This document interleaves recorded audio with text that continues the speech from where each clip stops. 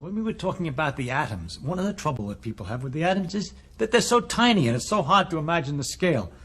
That the size of the atoms are in size compared to an apple is the same scale as an apple is to the size of the earth. And that's a kind of a hard thing to take. And you have to go through all these things all the time. And people find these numbers inconceivable. And I do too.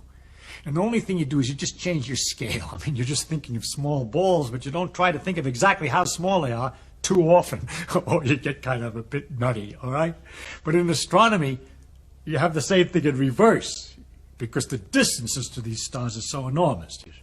You know that light goes so fast that it takes a few seconds to go to the moon and back, or it goes around the Earth 7.5 times in a second. And it goes for a year, 2 years, 3 years before it gets to the nearest other star that there is to us. But all our stars are the stars that are nearby in a great galaxy, a big mass of stars, which is called a galaxy, a group.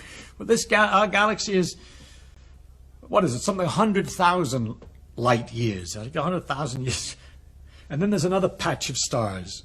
It takes 1,000,000 years for the light to get here, going at this enormous rate. And you just go crazy trying to make too real that distance. You have to do everything in proportion. It's easy to say the galaxies are little patches of stars, and they're 10 times as far apart as they are big. So that's an easy picture. No one gets it. But you just go to a different scale. That's easier. And once in a while, you try to come back to Earth scale to discuss the galaxies. But it's kind of hard.